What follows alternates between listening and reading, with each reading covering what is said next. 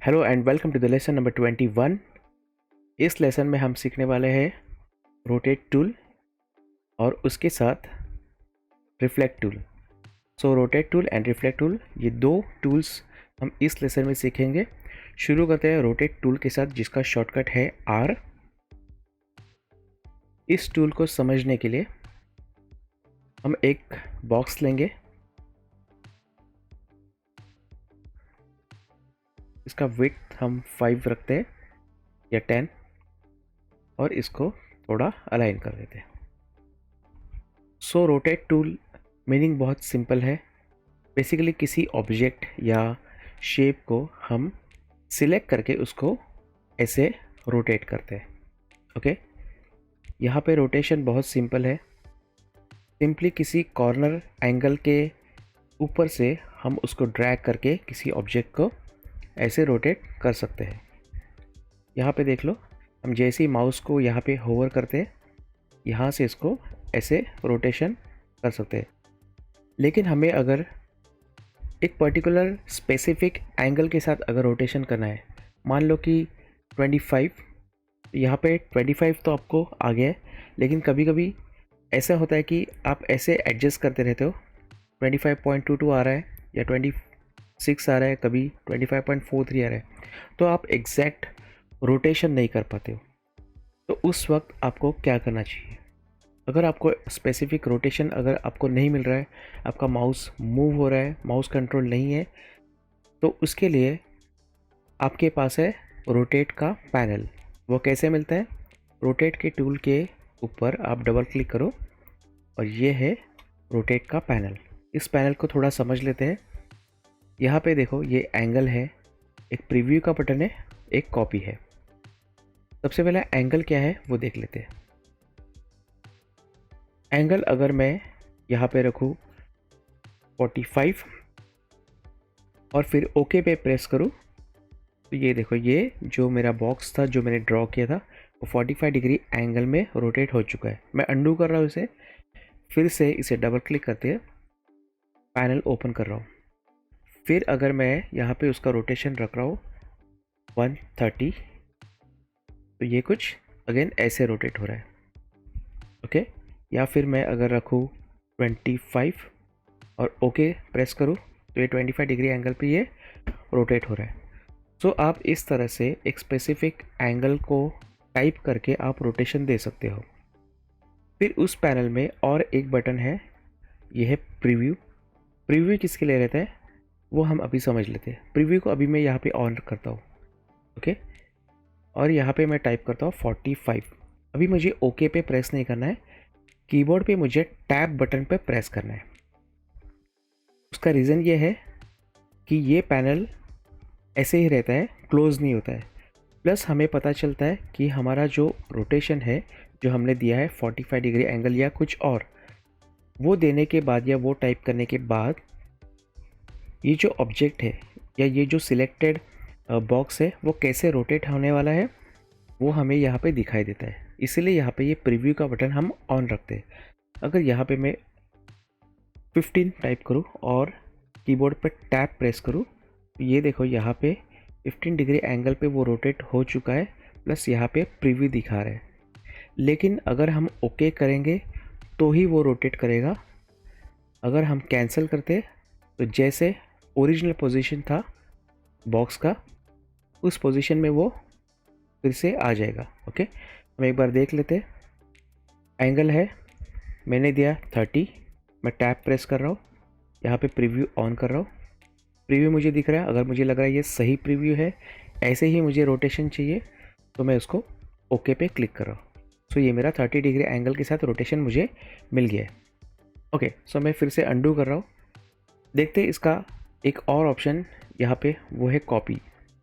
Copy को समझने के लिए आप यहाँ पे थोड़ा सा और ध्यान देना, ये कैसे वर्कआउट होता है। जैसे कि मैंने यहाँ पे दे दिया एंगल 25। ओके, यहाँ पे मैं टैब प्रेस कर रहा हूँ, यहाँ पे है प्रीव्यू। अभी यहाँ पे मुझे लगा कि ये एंगल सही है, प्रीव्यू भी सही दिख रहा है मुझे, और मैं यहाँ पे प्रेस कर रहा हूँ कॉपी। कॉपी को प्रेस करते ही रोटेट का पैनल ऑफ हो जाता है, मतलब वो ओके डन कर देता है। लेकिन यहाँ पे जो कॉपी हुआ है, ये देखो, ओरिजिनल जो हम लोग का था बॉक्स, जो ये है, उसका उसने कॉपी बनाया 25 डिग्री एंगल के साथ, और वो ऑब्जेक्ट, जो कॉपीड ऑब्जेक्ट है, वो सिलेक्टेड है। अगर उसी वक्त हम कीबोर्ड पे Ctrl+D अगर प्रेस करते हैं, ये देखो Ctrl+D अभी मैं प्रेस कर रहा हूँ, तो उसका वो और एक कॉपी वर्जन बना देगा। अभी ये जो कॉपी वर्जन है, वो लास्ट कॉपीड वर्जन जो था, जो ये था, उसका उसने कॉपी किया है। अभी अगर मैं फिर से Ctrl+D प्रेस करूँ, ये देखो उसने फिर से लास्ट कॉपीड वर्जन का एक कॉपी बनाया 25 डिग्री एंगल रोटेशन के साथ। तो कुछ इस तरह से रोटेट पैनल यूज़ आता है। हम एक और एग्जांपल लेते हैं। रोटेट टूल को डबल क्लिक करते हैं। यहाँ पे मैं एंगल दे रहा हूँ 5 और टैब प्रेस कर रहा हूँ। 5 एंगल मुझे ओके लग रहा है, मैं कॉपी पे प्रेस कर रहा हूँ और कीबोर्ड पे अभी इस वक्त मैं कंट्रोल को होल्ड रख के सिर्फ डी प्रेस करते जा रहा हूँ। ओके, कंट्रोल मैंने प्रेस रखा है और सिर्फ डी को मैं 1 बाय 1 प्रेस करते जा रहा हूँ।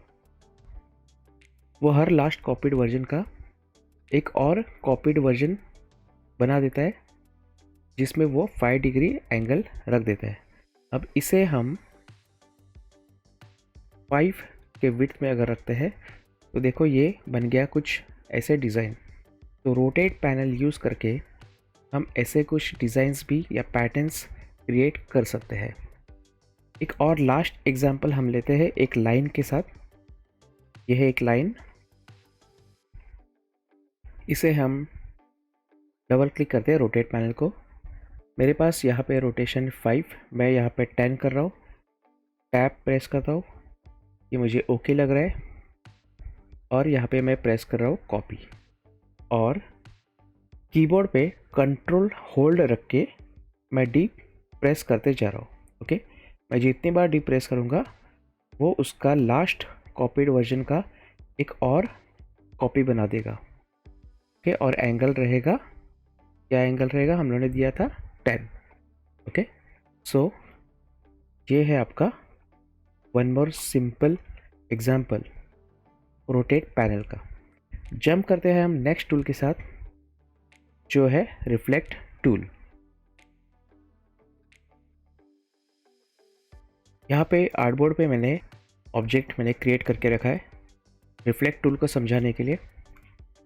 इस ऑब्जेक्ट को थोड़ा पहले समझ लेते हैं कि ये क्या ड्रॉ किया है।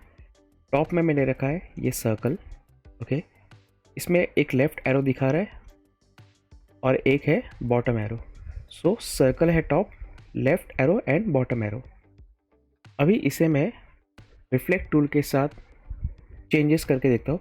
ये अपना रिफ्लेक्ट टूल है, इसे मैं डबल क्लिक करता हूँ। डबल क्लिक करते ही रिफ्लेक्ट टूल का पैनल ओपन हुआ है। पैनल को हम थोड़ा सा देख लेते हैं इसमें क्या है। यहाँ पे टॉप पे है access.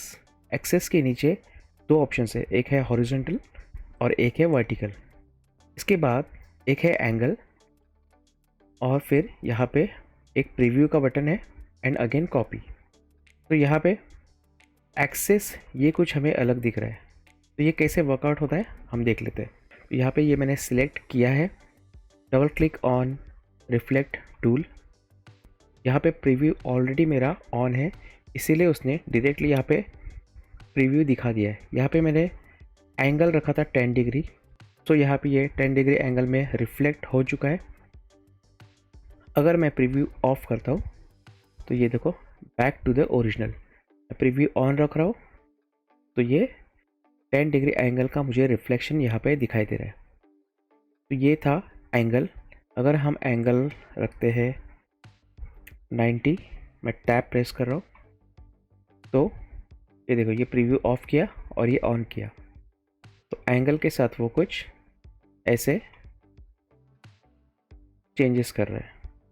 Okay, on end of कर रहा हूँ मैं। ओके, सो नेक्स्ट हम देख लेते हैं एक्सेस के बारे में। एक्सेस में हम हॉरिजॉन्टल एक्सेस पहले सिलेक्ट करते हैं। प्रीव्यू में अभी ऑफ कर रहा हूँ, ये है अपना ओरिजिनल, और प्रीव्यू ऑन करते ही ये है अपना हॉरिजॉन्टल एक्सिस के साथ उसका रिफ्लेक्शन। रिफ्लेक्शन में आप यहाँ पे एक बात नोट करना, यहाँ पे देखो कुछ सिंबल्स है। ये सिंबल्स आपको बता रहे कि आप अगर हॉरिजॉन्टल एक्सिस सिलेक्ट करोगे तो वो ऑब्जेक्ट कैसे रिफ्लेक्ट होगा। यहाँ पे हॉरिजॉन्टल का मीनिंग साइड बाय साइड नहीं है, लेफ़्ट या राइट नहीं है। यहाँ पे हॉरिजॉन्टल एक्सिस का मीनिंग है अपसाइड डाउन। तो हमारा जो ओरिजिनल ऑब्जेक्ट था, मैं प्रीव्यू ऑफ कर रहा हूँ इसका, वो ये था। एरो डाउन था, एक एरो लेफ़्ट में था, और प्रीव्यू अभी मैं ऑन कर रहा हूँ। यहाँ पे देखो उसने कम्प्लीटली ऑब्जेक्ट को फ्लिप किया है वर्टिकली, मतलब ये ऐसे एरो ऊपर गया है। ओके, ये लेफ़्ट एरो तो ठीक है, वो वही रहेगा, बट ऊपर का सर्कल नीचे आया है और बॉटम में जो एरो था वो ऊपर चले गया है। तो कुछ इस तरह से उसने चेंजेस किए हैं। फिर उसके बाद ये जो वर्टिकल है, अगर हम वो सिलेक्ट करते हैं, यहाँ पे वर्टिकल का मीनिंग अपसाइड डाउन नहीं है। यहाँ पे सिंबल देखो वर्टिकल का, उसने वो रिफ्लेक्शन साइड बाय साइड लिया है, मतलब लेफ़्ट या राइट। प्रीव्यू मैं ऑफ कर रहा हूँ, ये था अपना ओरिजिनल, और वर्टिकल एक्सिस सिलेक्ट करने के बाद प्रीव्यू में ऑन करता हूँ तो ये कुछ ऐसे चेंजेस बता रहा है। ओके, सो ये एक ध्यान रखने वाली बात है कि आप जब भी रिफ्लेक्ट टूल को यूज़ करोगे यहाँ पे पैनल के साथ, तो थोड़ा ध्यान से यूज़ करना, क्योंकि यहाँ पे हॉरिजॉन्टल एंड वर्टिकल का मीनिंग थोड़ा अलग है एज़ पर रिफ्लेक्शन। अगर उसके बाद मैंने और एक लेयर यहाँ पे बना के रखा है आपके अंडरस्टैंडिंग के लिए, एक बार देख लेना। यहाँ पे ये मैंने ओरिजिनल कॉलम बनाया है, सबसे फर्स्ट ओरिजिनल ऑब्जेक्ट किस पोजीशन में और किस डायरेक्शन में है। फिर उसके बाद अगर हम हॉरिजॉन्टल एक्सिस सिलेक्ट करते तो अपना क्या चेंजेस होगा। सो ये ओरिजिनल ऐसे था, हॉरिजॉन्टल एक्सिस के साथ वो ऐसे हुआ, फिर वर्टिकल एक्सिस के साथ वो कुछ ऐसे दिख रहा है, और अगर हम 10 डिग्री एंगल देंगे तो हमारा ऑब्जेक्ट कुछ इस तरह से दिखेगा। सो ये जस्ट आपके बेसिक अंडरस्टैंडिंग के लिए यहाँ पे मैं ये बना के रखा है, तो आप इस पे सिर्फ एक नज़र देख लेना ये कैसे है वो। ओके, एक चीज़ हमारी यहाँ पे पेंडिंग है, वो है कॉपी। कॉपी के ऊपर हम देख लेते ये कैसे अप्लाई होता है। यहाँ पे रिफ्लेक्ट टूल में कॉपी अगर आप करोगे, यहाँ पे मैं हॉरिजॉन्टल क्लिक कर रहा हूँ और यहाँ पे क्लिक कर रहा हूँ कॉपी। तो ये देखो गाइस, एक कॉपी तो बना लिया। यहाँ पे अगर मैं कीबोर्ड पे अभी मैं कंट्रोल एंड डी प्रेस करूँ तो उसने और एक कॉपी बना लिया है। ये कॉपी फिर से उसने लास्ट कॉपीड ऑब्जेक्ट का रिफ्लेक्शन दिया है।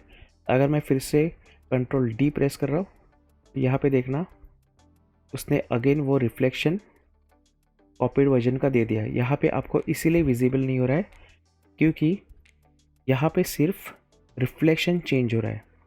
रोटेट टूल जैसा पोजीशन और एंगल चेंज नहीं हो रहा है, सिर्फ एक रिफ्लेक्शन चेंज हो रहा है। अगर मैं इसको यहाँ पे देख लूँ तो ये ऑलरेडी कुछ कॉपीज़ बना चुका है। मैं फिर से एक बार चाहिए तो दिखा देता हूँ। लास्ट मान लो ये अपना ओरिजिनल है, double click on reflect tool, horizontal axis मैंने सिलेक्ट किया है, प्रीव्यू ऑन है, मैं कॉपी कर रहा हूँ, उसने यहाँ पे एक कॉपी बना ली है। इसके बाद मैं कंट्रोल डी प्रेस कर रहा हूँ, उसने फिर से उसका एक कॉपी बनाया है रिफ्लेक्शन के साथ, फिर और एक कंट्रोल डी, उसने और एक कॉपी बना लिया है। अभी हम देख लेते हैं, एक ये कॉपी है, एक ये कॉपी है, और ये सबसे फर्स्ट जो हम लोगों ने कॉपी बनाई थी वो है। सो गाइस, कुछ इस तरह से रिफ्लेक्ट टूल हम यूज़ कर सकते हैं। तो कोई भी आप टूल यूज़ करो, रिफ्लेक्ट हो या रोटेट हो या टूल बॉक्स में से कोई भी टूल हो, उसे डबल क्लिक करके अगर कोई पैनल ऑप्शंस आपको मिलते हैं तो उसको कैसे यूज़ कर सकते हैं उसका प्रैक्टिस आप ज़रूर करो। तो गाइस, यही था आज के लेसन में इन दो टूल्स के बारे में। आपको अगर कोई कन्फ्यूजन है तो मुझे कमेंट करना, कोई क्वेश्चंस है तो भी मुझे कमेंट करना। Thank you for watching this video. Take care guys, bye, see you soon in the next video.